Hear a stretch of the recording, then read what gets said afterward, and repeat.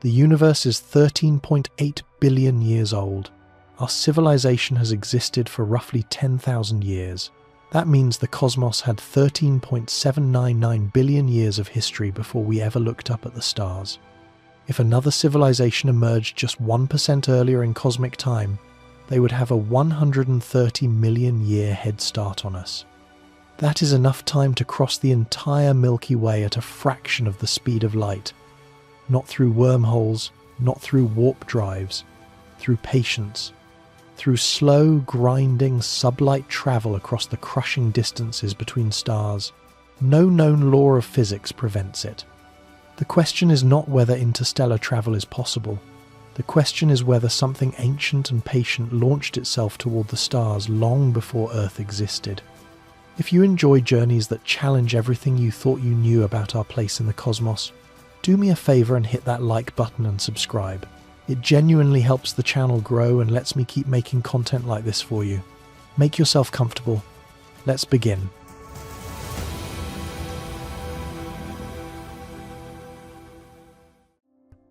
$13.8 billion years. That is the confirmed age of our universe, measured with extraordinary precision by the European Space Agency's Planck satellite using temperature fluctuations in the cosmic microwave background radiation. Not an estimate, not a rough guess. A number backed by decades of independent measurements converging on the same answer from multiple branches of astrophysics, cosmology, and nuclear physics. 13.8 billion years since the first light broke free from a cooling plasma, and space became transparent for the very first time.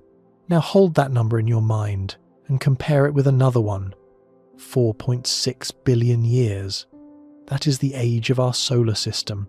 The sun ignited from a collapsing cloud of gas and dust. The planets coalesced from a spinning protoplanetary disk, and Earth began assembling itself from violent collisions between rocky debris roughly 4.6 billion years ago. This means the universe existed for over 9 billion years before our star even switched on. 9 billion years of cosmic evolution, star formation, supernova explosions, planetary assembly, chemical enrichment, and gravitational sculpting occurred before a single photon of sunlight ever warmed the surface of our world. That gap is not a footnote in cosmic history, it is the foundation of everything that follows in this story. Because if the universe had 9 billion years of running time before Earth joined the show, the question we need to ask is brutally simple and profoundly unsettling. What was happening during all that time? What kinds of stars were forming? What kinds of planets were assembling around those stars? And most importantly, could something intelligent have emerged during those 9 billion years, looked up at its own alien night sky, and decided to reach for the stars long before our planet even existed as a possibility? To understand why this question carries genuine scientific weight, you need to understand how stars are born and how planets become possible in the first place.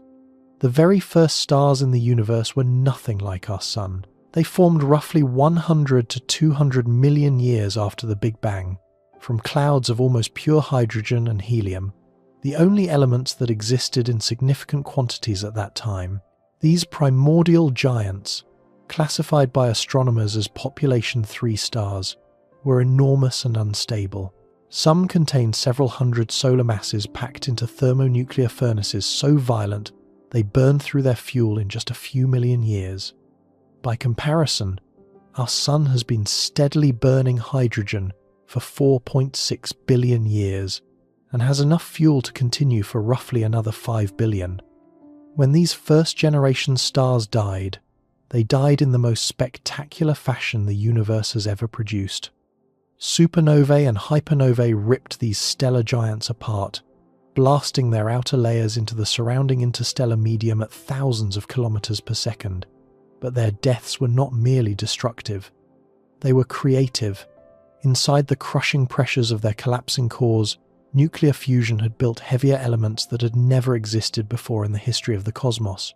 Carbon, oxygen, nitrogen, silicon, magnesium, iron. The entire periodic table of elements heavier than helium owes its existence to the deaths of earlier stars. Every atom of calcium in your bones, every atom of iron in your blood, every atom of oxygen you are breathing right now was forged in the heart of a star that exploded before our sun was born. This process is called stellar nucleosynthesis, and it changed the chemistry of the universe permanently and irreversibly. The gas clouds that formed the next generation of stars, classified as population 2, were no longer pristine hydrogen and helium. They contained traces of heavier elements seeded by the deaths of their predecessors. These heavier elements, which astronomers collectively refer to as metals, regardless of their actual chemical identity, made something new possible. They allowed the formation of solid particles in protoplanetary disks, dust grains, pebbles, rocks, boulders, eventually rocky planets capable of retaining liquid water on their surfaces. Here is where the timeline becomes staggering, and where the implications begin to cascade. By the time the universe was roughly 3 to 4 billion years old, the Milky Way and galaxies like it were already well into their assembly phase. Stars were forming at prodigious rates, far higher than the current star formation rate in our galaxy today. Heavy element enrichment was accelerating with every generation of stellar death and rebirth, each supernova seeding the interstellar medium with more of the chemical ingredients needed for rocky planet formation. By 4 to 5 billion years after the Big Bang, which corresponds to roughly 8 to 9 billion years before our Sun even formed, there were already billions of star systems in our galaxy alone that possessed the chemical toolkit necessary to build Earth-like worlds. Think carefully about what that means. Billions of stars with the right chemistry to produce rocky planets sitting in habitable zones existed when the universe was less than half its current age. If even a tiny fraction of those systems produced worlds where liquid water could persist on the surface, where volcanic activity recycled nutrients, where magnetic fields shielded atmospheres from stellar radiation, then the fundamental conditions for life as we understand it existed billions of years before our solar system was even a theoretical possibility. This is not speculation. Scientists have confirmed this timeline through direct observation. The Kepler Space Telescope, which operated from 2009 to 2018, discovered thousands of exoplanets orbiting stars of various ages, including stars far older than our Sun. One of the most remarkable discoveries was Kepler 444, a system containing at least 5 rocky planets orbiting a star that is 11.2 billion years old. That star formed when the universe was only roughly 2.6 billion years old. Its planets have existed for more than twice as long as Earth, more than twice as long for geology to reshape surfaces, more than twice as long for atmospheric chemistry to evolve, more than twice as long for whatever processes lead to molecular complexity and potentially biology to unfold across deep time. And Kepler 444 is not a singular anomaly. Comprehensive surveys of exoplanet populations reveal that rocky planets are common around older stars across a wide range of metallicities. The galaxy did not wait patiently for our Sun to begin producing worlds. It was building them relentlessly, generation after generation, cycle after cycle, for billions of years before we arrived on the scene. We are latecomers to a process that was already ancient when our corner of space began to take shape. Now let us quantify what a civilizational head start actually means in practical terms, because the numbers involved transform an abstract cosmic fact into something deeply confrontational. Humans have existed in our anatomically modern form for roughly 300,000 years. Our entire recorded civilization, from the first crude agricultural settlements to the International Space Station, fits within a window of about 10,000 years. The gap between the Wright brothers achieving powered flight at Kitty Hawk and Neil Armstrong stepping onto the lunar surface was 66 years, a single human lifetime. The gap between the first radio transmission by Guglielmo Marconi and the launch of the Voyager probes toward the outer solar system was less than 80 years. In under 2 centuries, our species went from horse-drawn carriages to spacecraft, leaving the solar system entirely. That pace of technological acceleration is breathtaking by any measure, but it represents an almost invisibly thin sliver of cosmic time. If the universe's entire 13.8 billion year history were compressed into a single book of 1,000 pages, with each page representing 13.8 million years, all of recorded human civilization would not occupy the final chapter. It would not fill the final paragraph. It would not even constitute the final sentence. It would be the final period on the final sentence of the final page, a single dot of ink at the very end of a very long story that had been telling itself for 1,000 pages before that dot appeared. Now imagine a civilization that began writing its own story just 1 million years before ours. 1 million years sounds like an eternity by human standards, but it is nothing in cosmic terms. It is less than 1/100th of 1% of the universe's total age. It is a rounding error on the timescale of stellar evolution, a blip so small it would be invisible on any graph of cosmic history. But for a technological species experiencing exponential growth in capability and knowledge, 1 million years is an ocean of developmental time so vast it defies comprehension. Consider the comparison directly. If humanity progressed from sharpened stones to nuclear reactors and microprocessors in approximately 10,000 years, what could a civilization accomplish with 100 times that duration? What about a civilization with a 10 million year head start, 1,000 times our developmental window? What about 100 million years, 10,000 times our window? At these timescales, even the most conservative assumptions about technological progress produce outcomes that would appear indistinguishable from magic to our current understanding. And remember, we are not even discussing the oldest possible civilizations. We are discussing modest head starts. A civilization that arose around one of those ancient stars that formed 8 or 9 billion years ago, stars we have confirmed exist and confirmed had the chemistry for rocky planets, would have had not millions but potentially billions of years of developmental time. The numbers are so large they stop feeling real. But they are real. The stars are real. The planets are real. The chemistry is confirmed, and the time is measured, verified, and beyond reasonable dispute. This brings us from cosmic timescales to our actual galactic neighborhood, because the theoretical possibility of ancient civilizations means nothing if there are no plausible destinations within reach. If habitable worlds were vanishingly rare or separated by distances so extreme that no conceivable amount of time could bridge them, the entire premise would collapse under its own weight. But that is not what the observational data shows, not even remotely close. The nearest star system to our Sun is Alpha Centauri, a triple star system located 4.37 light-years from Earth. Within that system sits Proxima Centauri, a small red dwarf star gravitationally bound to the larger binary pair of Alpha Centauri A and B, but orbiting at a considerable distance from them. In August of 2016, astronomers at the European Southern Observatory confirmed the existence of Proxima Centauri b, a rocky exoplanet orbiting within the habitable zone of its host star. The planet has a minimum mass of approximately 1.27 Earth masses, placing it firmly in the rocky planet category. It orbits close to its star, completing one full revolution in just 11.2 Earth days. But because Proxima Centauri is a dim red dwarf, emitting far less radiation than our Sun, its habitable zone lies much closer in than the habitable zone of a solar-type star. Proxima Centauri b is not confirmed to be habitable. Red dwarf stars are known to produce intense stellar flares that could strip planetary atmospheres over time. Tidal locking, where one hemisphere perpetually faces the star while the other faces away, may create extreme temperature differences that challenge atmospheric stability. But the planet exists. It is rocky. It orbits in the temperature range where liquid water is theoretically possible, and it is practically next door by galactic standards. 4.24 light-years. That is the distance to the nearest known potentially habitable world, our cosmic neighbour. Move outward from Proxima Centauri, and the options multiply rapidly.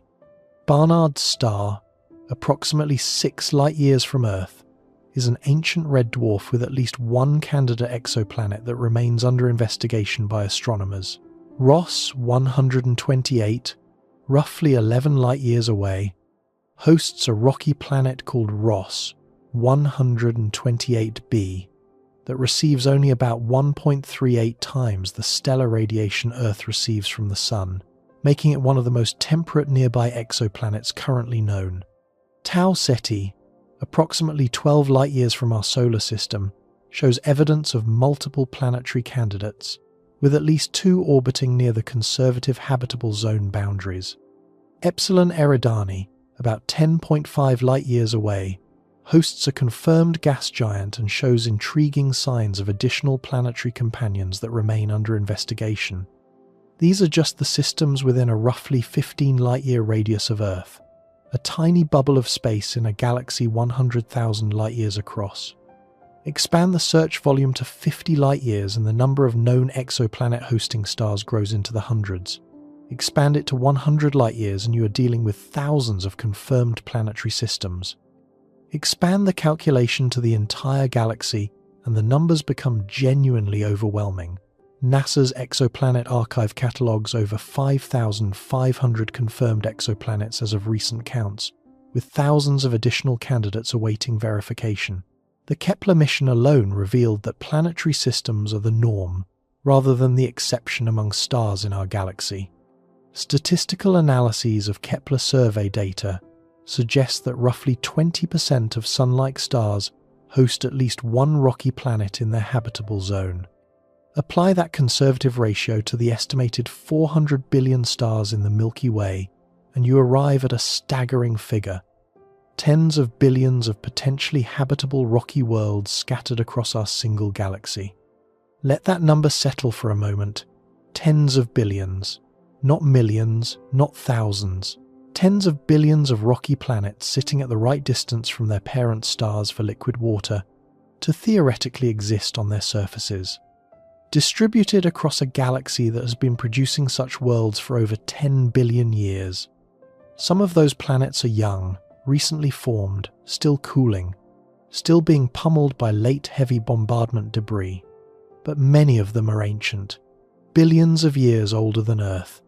They have had far more time for geological cycling, far more time for atmospheric evolution and chemical complexity, far more time for whatever processes might lead toward biological activity and eventually toward intelligence. The TRAPPIST-1 system illustrates this point with remarkable clarity. Located approximately 39 light-years from Earth, this ultra-cool red dwarf star hosts 7 confirmed rocky planets, at least 3 of which orbit within the habitable zone. The system was discovered in 2017 and immediately became one of the most intensely studied exoplanetary systems in the history of astronomy. The planets are tightly packed in close orbits, with periods ranging from 1.5 to 18.8 Earth days. Several of them could potentially support surface liquid water, depending on atmospheric composition, thickness, and greenhouse effects. TRAPPIST-1 is approximately 7.6 billion years old. That makes it 3 billion years older than our entire solar system. 3 billion additional years of planetary evolution, atmospheric chemistry, surface weathering, and potential biological development. If something intelligent arose in the TRAPPIST-1 system, even a small fraction of that 3 billion year head start ago, that civilization would have had an almost incomprehensible developmental advantage over humanity. A million-year-old civilization there would still have emerged long before the first hominids walked upright on Earth. And TRAPPIST-1 is just one system among billions. The Milky Way is a vast rotating disk, roughly 100,000 light-years in diameter, containing an estimated 400 billion stars organized into sweeping spiral arms, a dense central bulge, and an extended stellar halo. Within this enormous structure, habitable zone planets are not rare curiosities. They are commonplace. Every survey that probes deeper and examines more stars finds more of them. The galaxy is saturated with potential destinations, potential homes, potential cradles for life and intelligence. Consider the broader distribution. The galactic habitable zone, a concept developed by astronomers to identify regions of the Milky Way most conducive to complex life, extends through much of the galactic disk. Stars in this zone have sufficient metallicity for rocky planet formation, are far enough from the galactic center to avoid intense radiation from the supermassive black hole and frequent supernova activity, and are close enough to benefit from the higher metallicity of the inner disk. Our Sun sits comfortably within this zone, but so do hundreds of billions of other stars, many of them significantly older. Imagine walking through a vast airport terminal with a departures board stretching across the entire wall. Each line on that board represents a star with at least one confirmed or candidate habitable zone planet. The board does not show dozens of departures. It does not show hundreds. It shows billions of potential gates, billions of potential destinations, stretching farther than you can see in either direction. Some of those gates have been open for billions of years longer than ours. Some of those destinations have been waiting for visitors since before our Sun was a cloud of cold gas drifting through a spiral arm. But potential is not certainty, and this distinction matters enormously. Having a planet in the habitable zone does not guarantee liquid water. Having liquid water does not guarantee the emergence of life. Having microbial life does not guarantee the evolution of complex multicellular organisms. Having complex life does not guarantee intelligence. And having intelligence does not guarantee the development of technology capable of reaching the stars. Each step along this chain involves profound uncertainties that we cannot yet quantify with confidence, because we have exactly one confirmed example of the full sequence: Earth, us. One single data point in a galaxy of tens of billions of possibilities. What we can say with genuine scientific confidence is that the raw ingredients are abundant beyond measure. The time was available in staggering quantities long before we arrived. The galaxy is filled to overflowing with plausible destinations sitting at finite, measurable distances from one another, and the chemical and physical prerequisites for rocky planet formation were satisfied billions of years before our Sun ignited. Astronomers measure stellar metallicity across different populations and regions of the Milky Way to track when habitable planet formation became chemically viable. Studies comparing metal-poor halo stars with metal-rich disk stars show a clear progression. The galactic disk reached approximately solar-level metallicity in many regions roughly 6 to 8 billion years ago. Some inner disk regions achieved sufficient enrichment even earlier.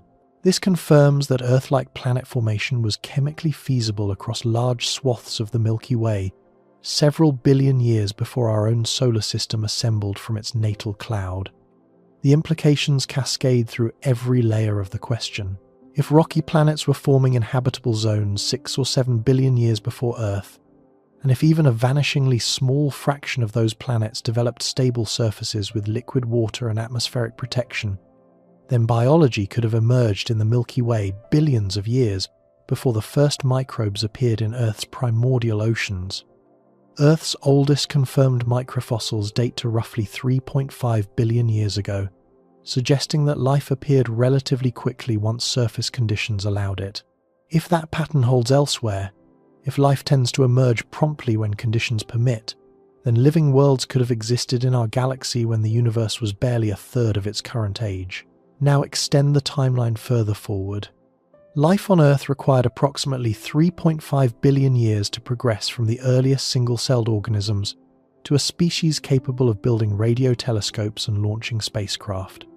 That is an immensely long time by human experiential standards, but it is substantially less than the age gap between Earth and many older planetary systems confirmed to exist in the galaxy.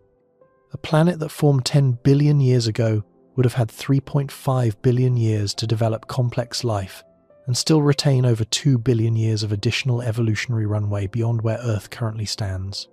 2 billion years of additional time during which intelligence, technology, industrial capability, and interstellar ambition could have developed and matured in ways we cannot predict or model with any confidence.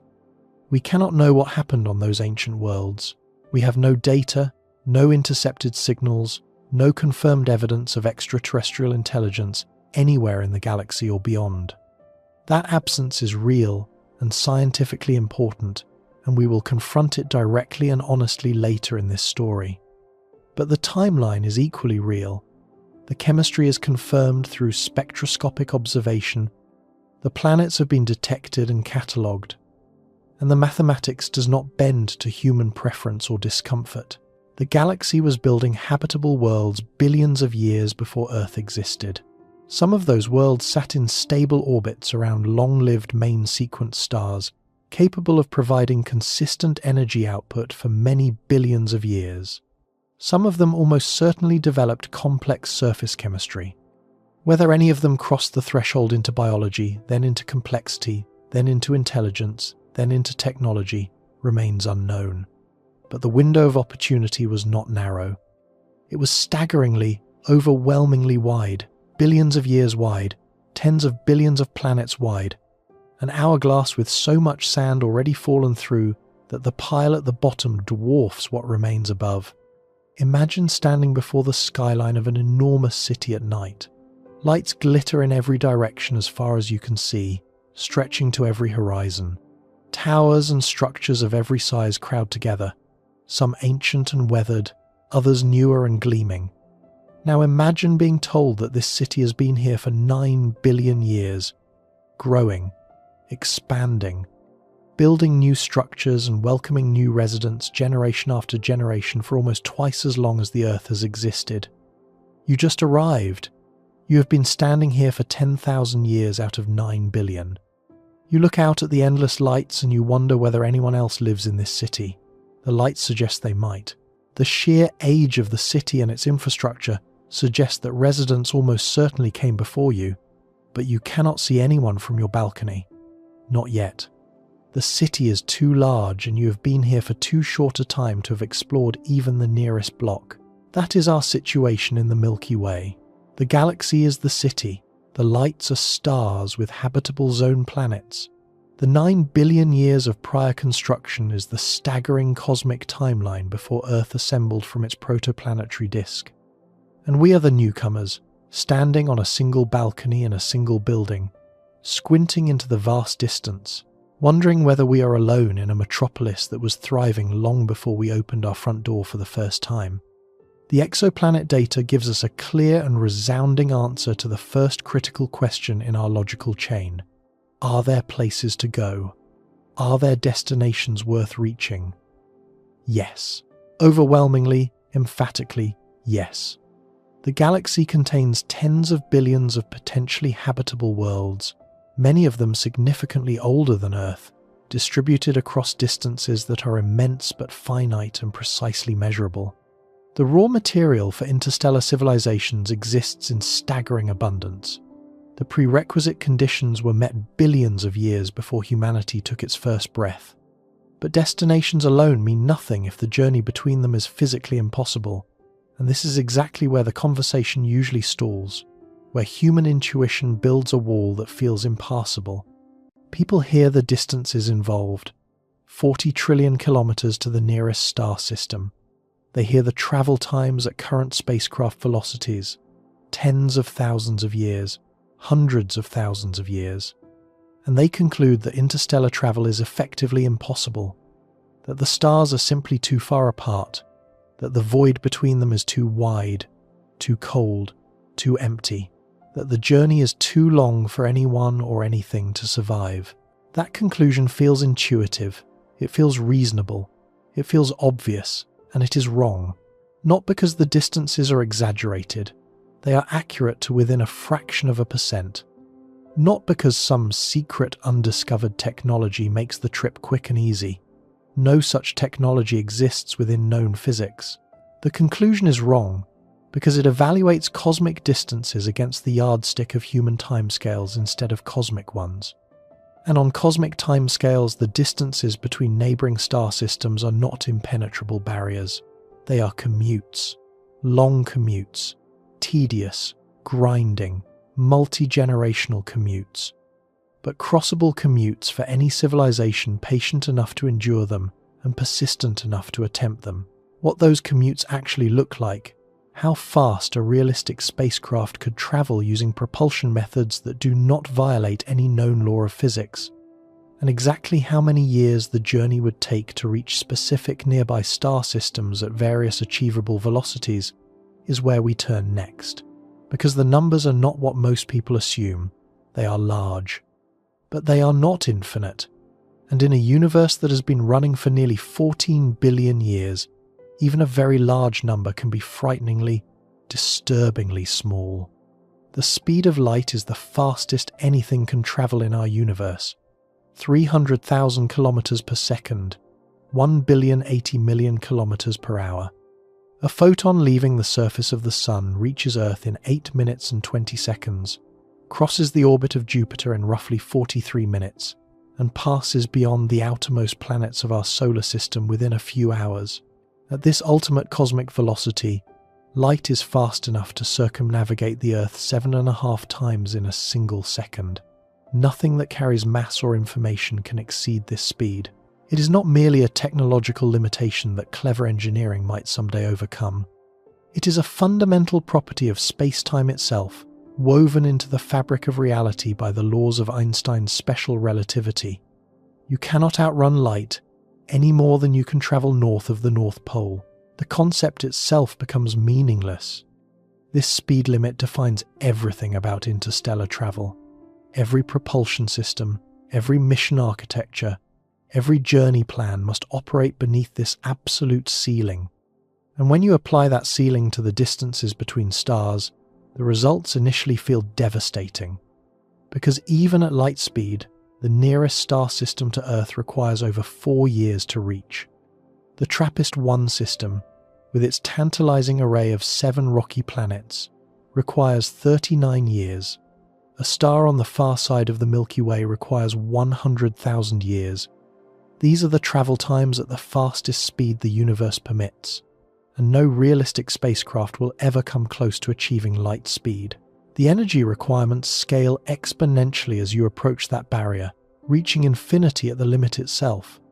A spacecraft carrying meaningful payload to even 50% of light speed would require more energy than entire civilizations currently produce. So let us abandon the fantasy of light speed travel and confront what is actually achievable. Let us work with the speeds that known physics and plausible engineering can deliver. Speeds that are fast by any human standard but glacially slow compared to the distances involved. And let us see whether interstellar travel remains possible under those honest, conservative, physically realistic constraints. Start with where we are right now. The fastest human-made object currently in operation is the Parker Solar Probe, which during its closest approaches to the Sun reaches speeds of approximately 195 kilometers per second. That is roughly 700,000 kilometers per hour, or about 0.065% of the speed of light. Staggeringly fast by terrestrial standards. Faster than any bullet, any missile, any vehicle humans have ever constructed for any other purpose. At this speed, you could travel from New York to Los Angeles in approximately 20 seconds. But point that velocity toward Proxima Centauri, 4.24 light-years away, and the arithmetic delivers a sobering answer. At 195 kilometers per second, reaching Proxima Centauri would require approximately 6,500 years. That is longer than all of recorded human civilization, longer than the time separating us from the construction of the first Egyptian pyramids. Every dynasty, every empire, every technological revolution humanity has experienced fits comfortably within the travel time to our single nearest neighbouring star at the fastest speed we have currently achieved. The Voyager 1 spacecraft, launched in 1977 and now the most distant human-made object from Earth, travels at roughly 17 kilometers per second relative to the Sun. At that velocity, reaching Proxima Centauri would require approximately 73,000 years. Voyager has been travelling for nearly 5 decades and has covered roughly 24 billion kilometers. That sounds impressive until you realise that the distance to Proxima Centauri is approximately 40 trillion kilometers.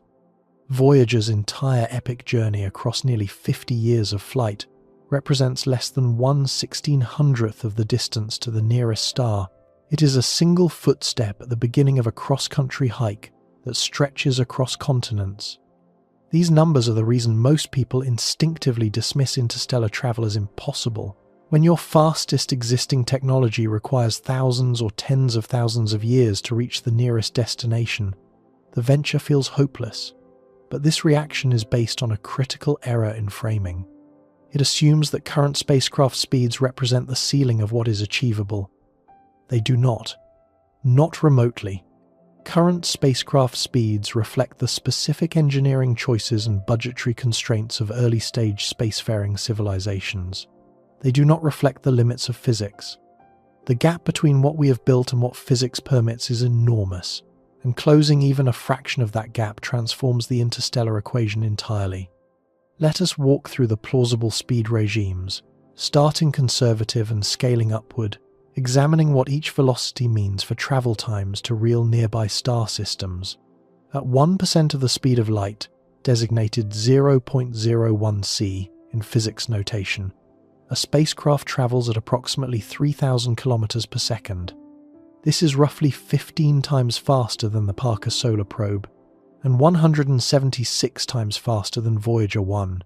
It is fast, genuinely fast, but it does not require exotic physics or undiscovered energy sources. It requires significant engineering advancement applied to propulsion concepts that already exist in theoretical form. At 0.01 c, the travel times to nearby stars become long but no longer absurd across cosmic timescales. Proxima Centauri, at 4.24 light-years, requires approximately 424 years. Barnard's star at 6 light-years requires roughly 600 years. Epsilon Eridani, at 10.5 light-years, requires approximately 1,050 years. Tau Ceti, at 12 light-years, requires roughly 1,200 years. The TRAPPIST-1 system at 39 light-years requires approximately 3,900 years. These are substantial durations. No individual human could survive any of them. But they are not beyond the reach of engineered systems designed for persistence across centuries. A journey of 400 years to Proxima Centauri is shorter than the time separating us from the European Renaissance. A journey of 1,000 years to Epsilon Eridani is shorter than the gap between modern civilization and the Viking Age. These are timescales that human institutions have already survived in various forms, though admittedly not in the vacuum of interstellar space aboard a spacecraft. The point is that centuries and low millennia are not incomprehensible durations. They are long, they are challenging, but they are not infinite. Now scale up to 5% of the speed of light, 0.05 c, approximately 15,000 kilometers per second. At this velocity, the travel times compress dramatically. Proxima Centauri falls to roughly 85 years, Barnard's star to 120 years, Epsilon Eridani to 210 years, Tau Ceti to 240 years, TRAPPIST-1 to 780 years. At 5% light speed, the nearest star systems become reachable within a single long human lifetime, or just beyond it. The more distant targets within 50 light-years fall within a range of centuries rather than millennia. These are durations that, while still immense by the standards of a single human career, become plausible for multi-generational projects or for travelers who are not constrained by biological aging. At 10% of the speed of light, 0.1 c, approximately 30,000 kilometers per second, the numbers become genuinely striking. Proxima Centauri requires roughly 42 years. Barnard's star, approximately 60 years. Epsilon Eridani 105 years. Tau Ceti 120 years. TRAPPIST-1, approximately 390 years. At this velocity, the nearest star is reachable well within a human lifetime. A crew that departed Earth at age 30 could arrive at Proxima Centauri at age 72. This is not comfortable. It is not quick, but it is achievable without any violation of known physics, without any exotic technology, without any modification to our understanding of space-time or relativity. It simply requires a spacecraft capable of sustained acceleration to 10% of light speed and sufficient shielding and life support to protect its passengers across 4 decades of flight. These velocity targets are not arbitrary fantasies. They correspond to specific propulsion concepts that have been studied in serious engineering and physics literature, concepts grounded entirely in known physical principles, even if they remain beyond our current engineering capacity. Solar sails represent the simplest and most elegant propulsion concept that requires no onboard fuel whatsoever. A solar sail is exactly what the name implies. A vast, ultra-thin, reflective membrane that captures momentum from photons emitted by the sun or by a powerful directed laser. The Japanese space agency JAXA successfully demonstrated solar sail propulsion in 2010 with the Icaros spacecraft, which deployed a 14-meter sail and achieved measurable acceleration from solar radiation pressure in interplanetary space. Icaros proved the fundamental principle works. The question is one of scale and power. The Breakthrough Starshot initiative, announced in 2016, with funding from investor Yuri Milner and support from the late physicist Stephen Hawking, proposed using an array of ground-based lasers to accelerate a gram-scale spacecraft fitted with a light sail to approximately 20% of the speed of light. At that velocity, a tiny probe could reach Proxima Centauri in roughly 21 years. The engineering challenges are formidable.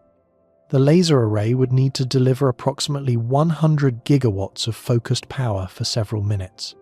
The sail would need to survive intense radiation pressure without melting or deforming. The probe itself would need to be miniaturized to a scale barely larger than a computer chip, while carrying cameras, communication equipment, and navigation systems. None of these challenges bump against the boundaries of what nature permits.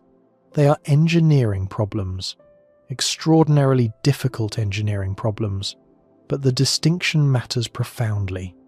A physics violation means something cannot be done regardless of technological advancement.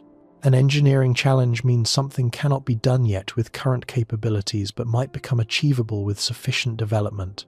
Breakthrough Starshot operates entirely within the boundaries of confirmed physical law. Nuclear pulse propulsion offers another path grounded in known physics, though it carries obvious political and environmental complications. The concept originated with Project Orion, studied by physicists including Freeman Dyson at General Atomics during the late 1950s and early 1960s. The basic idea is straightforward if dramatic. A spacecraft carries a supply of small nuclear devices.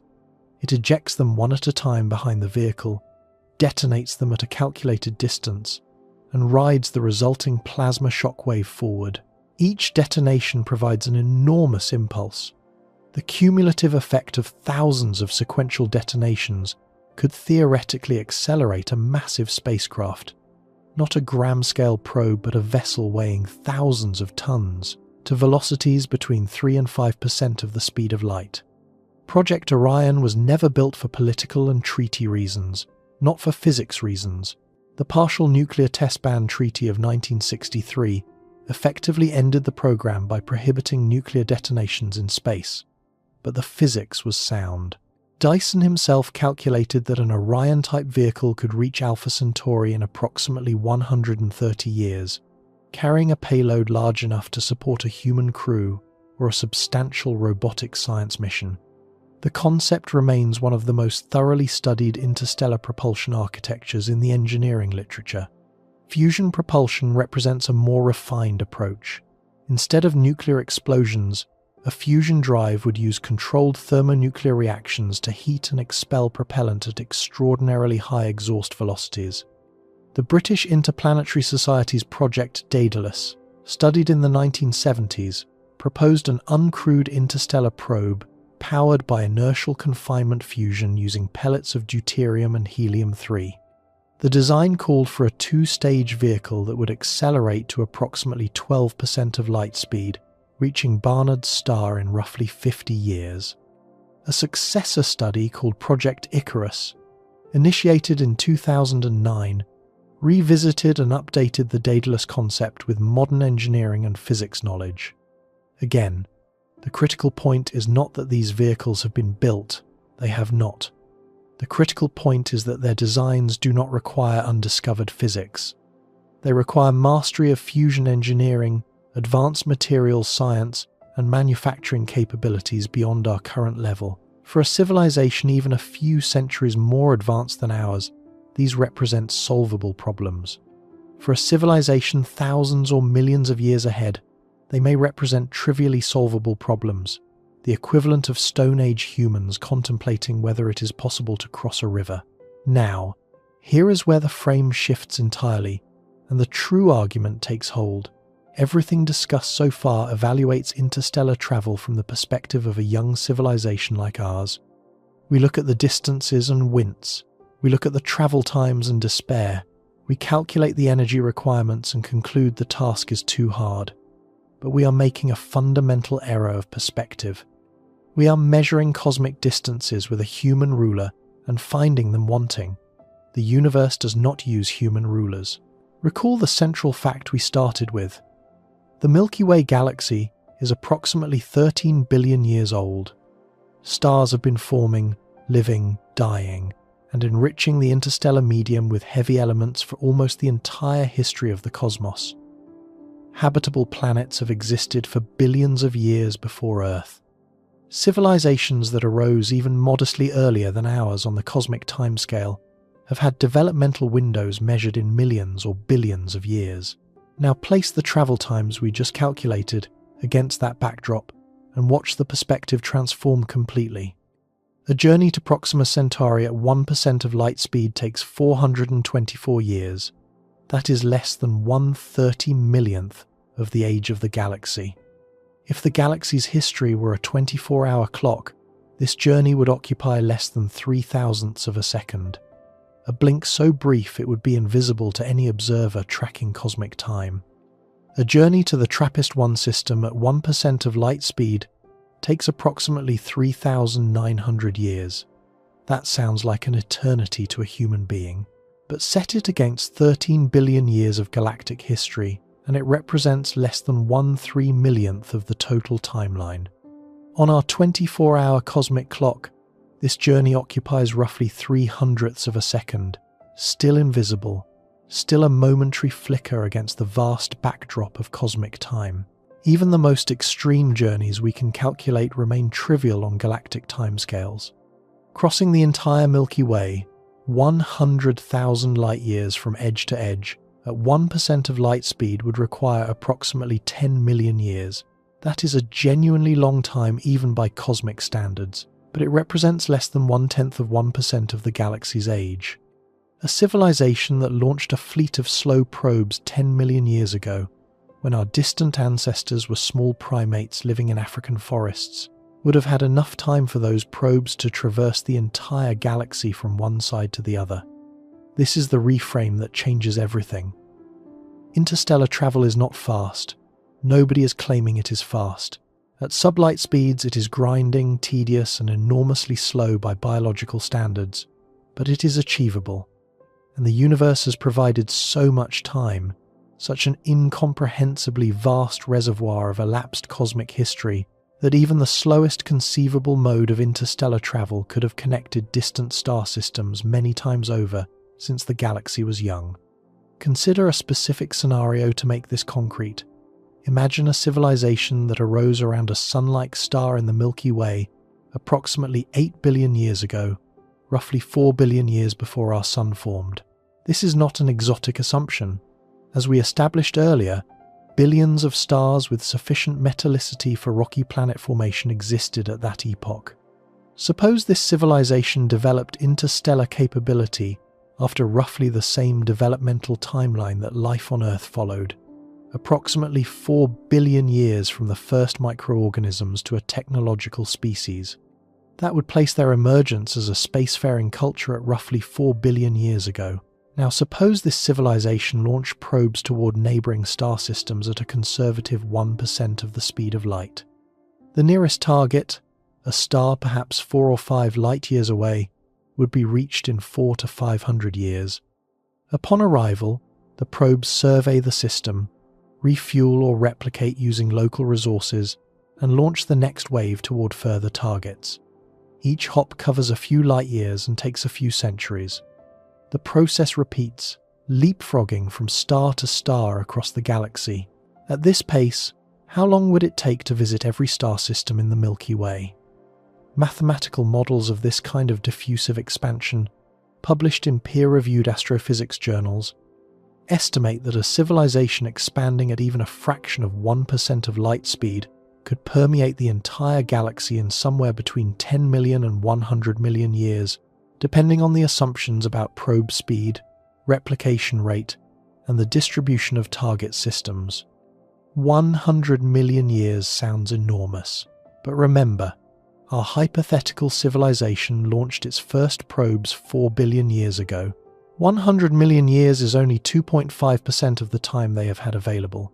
They could have saturated the galaxy 39 times over and still have leftover time measured in billions of years. This calculation is not original to this script.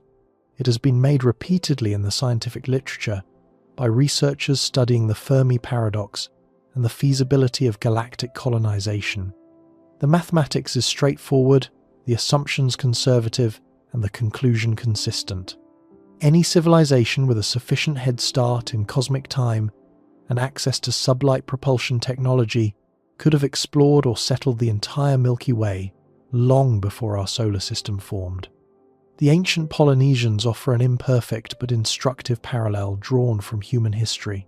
Roughly 3,000 years ago, seafaring peoples from Southeast Asia began expanding across the vast Pacific Ocean using outrigger canoes and celestial navigation. They had no engines, no GPS, no satellite imagery. They sailed into an ocean covering 1/3 of the Earth's surface, navigating by stars, wave patterns, and bird flight. Their voyages between island chains covered thousands of kilometers of open water. Individual crossings took weeks. The entire expansion from island to island, generation to generation, eventually reached the remotest corners of the Pacific, including Hawaii, Easter Island, and New Zealand. They did not cross the Pacific in a single voyage. They did it in stages, island to island, generation to generation, each settlement serving as a base for the next push outward. The entire process took roughly 2,000 years, but it succeeded because the Polynesians had patience, capability, and a cultural drive to explore that persisted across dozens of generations. The distances were enormous relative to their technology. The travel times between islands were long relative to individual human lifetimes. But the expansion happened because the timescale of the project matched the timescale of the culture, not the timescale of a single voyage. Interstellar travel at sublight speeds follows precisely this same logic, scaled up to cosmic proportions. No single journey needs to span the galaxy. Each journey covers one manageable hop. A few light years, a few centuries. Each destination becomes a base for the next push outward. The expansion proceeds not at the speed of a single spacecraft, but at the speed of a growing network. And given enough time, a few tens of millions of years, the network spans everything. But this brings us to a critical question that the physics of propulsion cannot answer by itself. Who or what survives a journey lasting centuries or millennia? Biological organisms age, sicken, and die. Ecosystems require constant maintenance. Societies fragment, mutate, and lose coherence across long timescales. The physics of getting from one star to another may be solved by clever engineering, but the biology of surviving the trip introduces a completely different category of challenge. A spacecraft traveling at 1% of light speed toward Tau Ceti endures a journey of approximately 1,200 years, no individual human lives that long. No known biological organism of human-scale complexity lives that long. The travelers who departed would never arrive. Their distant descendants, dozens of generations removed, would be the ones to step onto an alien world for the first time. Those descendants would have no living memory of Earth, no personal connection to the civilization that launched them, no experiential relationship with the mission's origins. They would be, in every meaningful sense, a different people. And that assumes the biological travelers survived at all. Cosmic radiation, mechanical failures, psychological deterioration across centuries of confinement, genetic drift in small populations, resource depletion, social conflict in enclosed environments with no possibility of escape or resupply. The list of failure modes for a crewed interstellar vessel on a multi-century journey is long, varied, and largely unsolved by current engineering or social science. This is the biological wall that interstellar travel hits when you take the physics seriously. The propulsion problem is solvable within known physics. The survival problem is far harder, perhaps unsolvable for biological beings on the longest journeys. The stars are reachable, the journey times are finite, the speeds are achievable, but flesh and blood may not be the right medium for the crossing, unless of course you remove flesh and blood from the equation entirely. A civilization facing the reality of multi-century or multi-millennial travel times has several options for bypassing the limitations of biological lifespan. These options do not require speculative science fiction. They require extensions of engineering principles and technological concepts that already exist in embryonic form today. Generation ships that carry entire self-sustaining populations across centuries. Self-replicating probes that build copies of themselves at each destination and spread exponentially. Artificial intelligence systems that do not age, do not eat, do not suffer psychological collapse, and can be powered down for millennia and reawakened upon arrival. Robotic precursor missions that survey target systems and relay information back across the light years before any crewed vessel ever departs. Each of these strategies transforms the interstellar travel problem from a question of speed into a question of persistence. The physics of propulsion determines how long the journey takes. The engineering of survival determines what arrives at the other end. And for a civilization with millions of years of developmental time, the engineering of survival may be a solved problem in ways we cannot currently imagine. The conveyor belt of possibilities stretches outward from our solar system in every direction. Each nearby star represents a reachable node in a potential network. Each node connects to further nodes beyond it. The galaxy is not a void punctuated by unreachable islands. It is a web of destinations separated by crossable, if lengthy, gaps. The propulsion technology to begin crossing those gaps does not require new physics. It requires engineering ambition applied at scales. Our civilization has not yet attempted, but that known physical law fully permits. The distances are real. The speeds are slow, the travel times are long, but for a civilization that measures its patience in millennia rather than electoral cycles, whose planning horizons stretch across centuries rather than quarterly reports, and whose developmental history reaches back millions or billions of years before our species existed, the galaxy is not a prison, it is a neighborhood. A vast, sparsely populated, slow-to-traverse neighborhood, but a neighborhood nonetheless. One that can be explored, catalogued, and connected, star by star, century by century, probe by probe, across the patient grinding expanse of deep cosmic time. The question is no longer whether the journey is possible. The physics confirms that it is, within the constraints of sublight travel and known propulsion concepts. The question that now demands an answer is far more specific and far more consequential. What kind of traveller survives a journey measured in centuries? What kind of vessel carries life, or something like life, across the void between stars without succumbing to the 1,000 failure modes that threaten any system sustained across deep time? What technologies could bypass the fragile limitations of biology entirely and deliver intelligence, curiosity, and purpose to a distant star system after a journey lasting longer than most human civilizations have endured? That is what comes next, because the answer is not a single solution. It is a toolkit, and every tool in that kit has already been conceived, studied, and in some cases partially prototyped by human engineers working within the boundaries of confirmed physical law. If we can conceive these strategies in our technological infancy, the question of what an ancient, patient, billion-year-old civilization could engineer becomes not a matter of speculation, but a matter of scale. Biology is fragile. This is not a philosophical observation. It is an engineering constraint with specific, quantifiable parameters. Human cells accumulate radiation damage over time. DNA replication introduces errors that compound across generations. Immune systems degrade. Bones weaken in low-gravity environments. Psychological resilience erodes under prolonged confinement and monotony. The human body evolved to survive roughly 70 to 80 years on the surface of a planet, with a protective magnetic field, a thick atmosphere filtering ultraviolet radiation, and a gravitational pull calibrated to maintain musculoskeletal integrity. Remove any of those conditions and the biological clock accelerates toward failure. In interstellar space, all of those conditions are absent simultaneously. Cosmic radiation bombards any unshielded vessel with high-energy particles capable of shredding DNA and degrading electronic systems.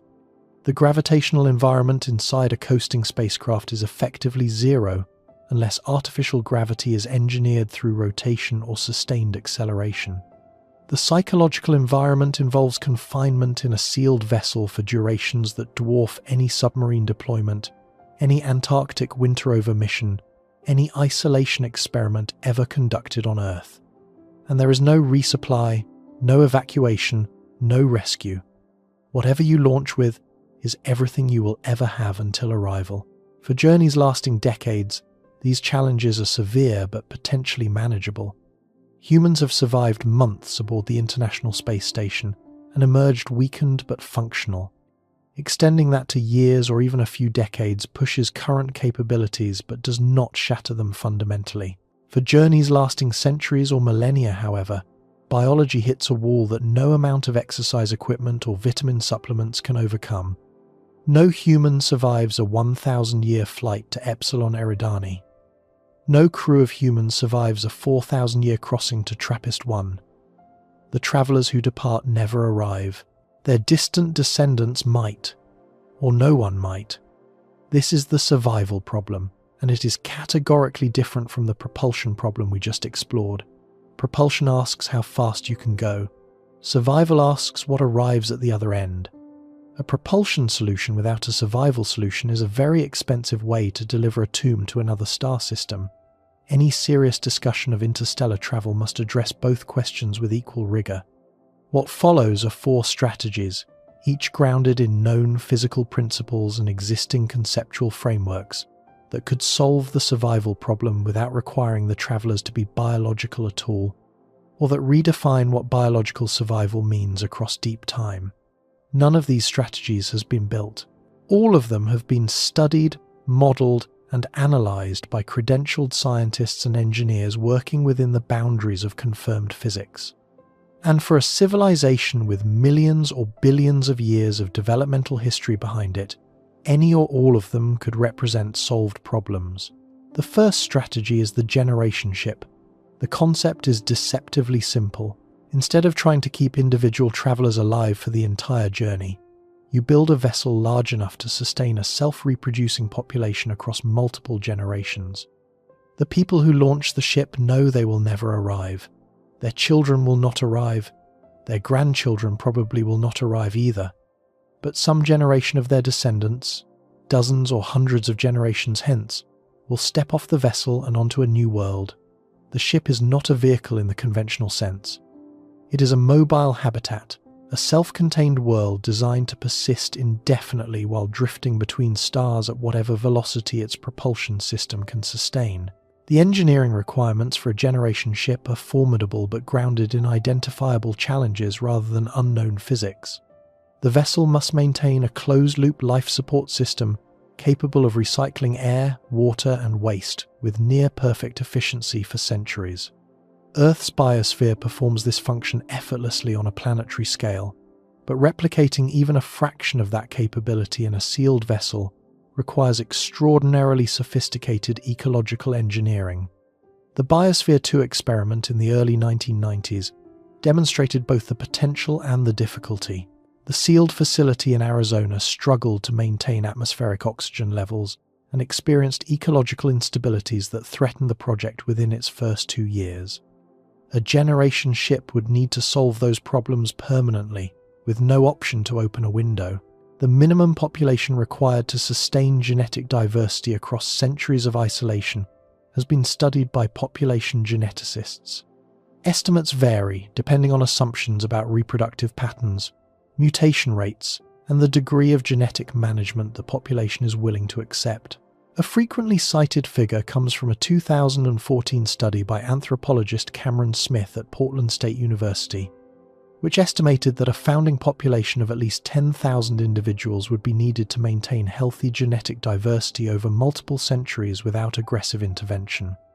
A smaller population of roughly 160 could theoretically survive if reproduction were carefully managed to minimize inbreeding and genetic drift, but this requires a level of social control that raises profound ethical questions about autonomy and consent across generations.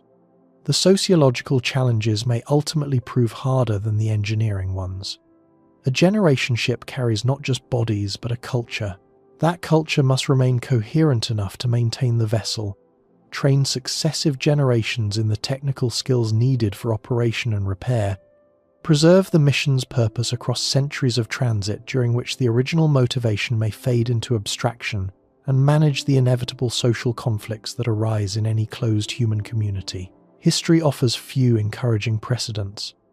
Even the most stable human institutions, religious orders, governmental structures, academic traditions, undergo radical transformation across timescales of just a few centuries.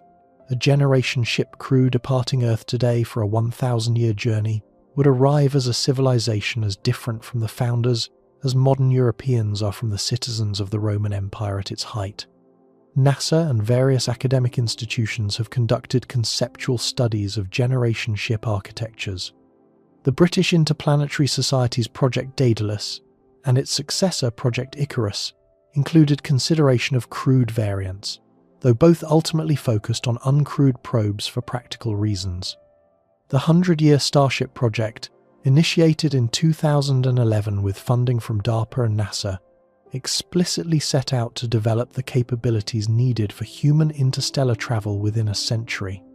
Its research portfolio included life support systems, closed-loop agriculture, social governance models for long-duration missions, and the psychological frameworks needed to sustain crews across generational timescales. Generation ships are real concepts studied by real scientists. They are not beyond physics, they are beyond our current engineering, which is an entirely different category of obstacle.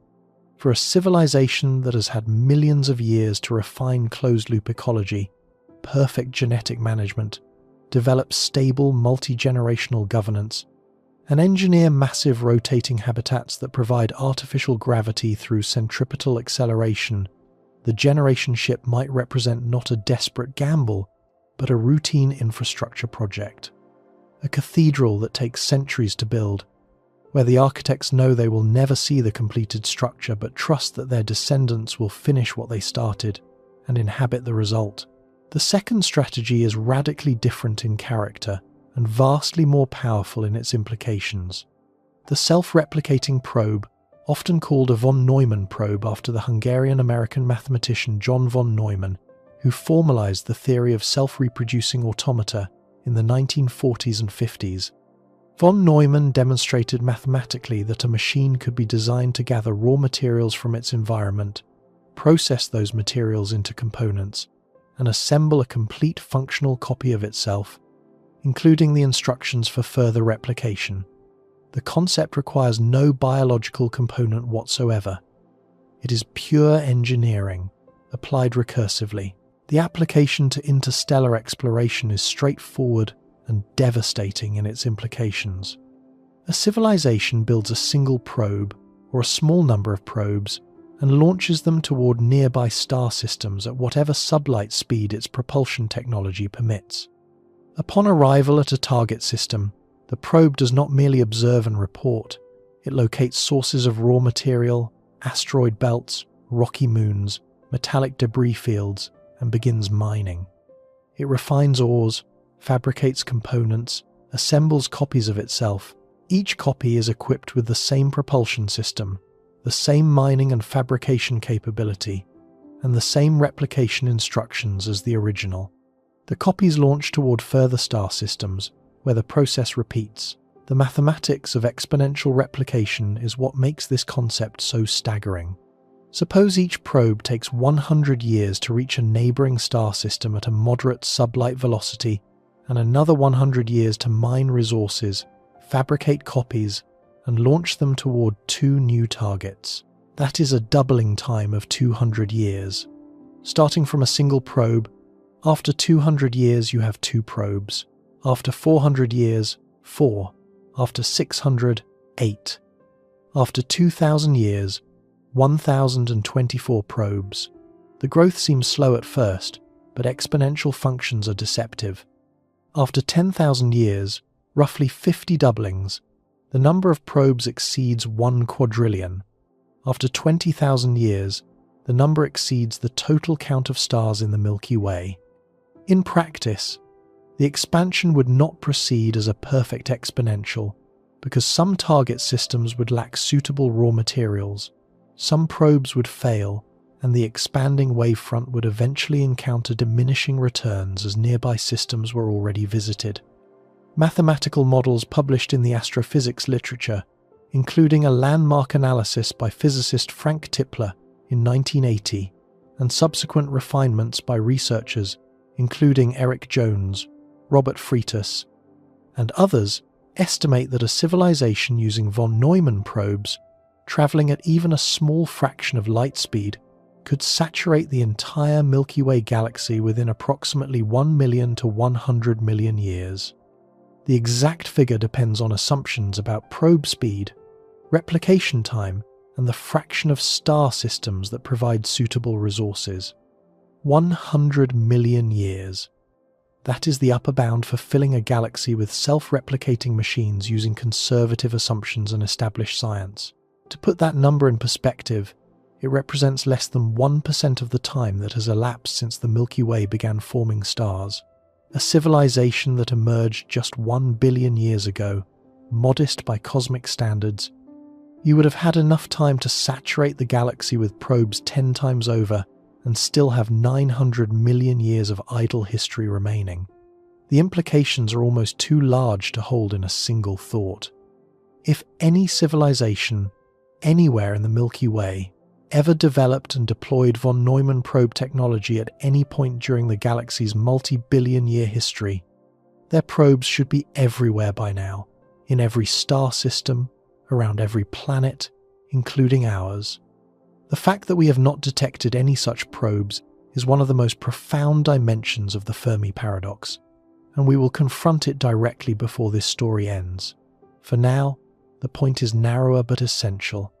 The technology for galaxy-wide exploration without faster-than-light travel exists in well-defined theoretical form. It requires no new physics. It requires no biological travelers. It requires only the ability to build machines that can copy themselves using available materials, a capability that is not fundamentally different from what living cells already do using molecular machinery at the nanoscale. Biology solved the self-replication problem roughly 4 billion years ago on Earth. Engineering the same capability in artificial systems is a challenge of sophistication, not of physics. Think of it as a dandelion releasing its seeds into the wind. Each seed drifts to a new location, takes root, grows into a new plant, and releases its own seeds in turn. The dandelion does not need to cross the entire field in a single leap. It spreads gradually, generation by generation, until every viable patch of soil contains a descendant. A von Neumann probe network spreads through the galaxy in precisely the same way. Slowly, patiently, inexorably. Not through speed, but through replication. Not through power, but through persistence across deep time. The third strategy eliminates biology from the equation in a different way. Rather than sending living beings or self-replicating machines, a civilization could send artificial intelligence. An AI system designed for interstellar exploration possesses a set of advantages so comprehensive that it renders biological travelers almost irrelevant by comparison. An artificial intelligence does not age. It does not require food, water, or breathable atmosphere. It does not suffer from radiation-induced cancer, or bone density loss, or muscle atrophy. It does not experience boredom, loneliness, claustrophobia, depression, or any of the psychological degradation modes that threaten human crews on long-duration missions.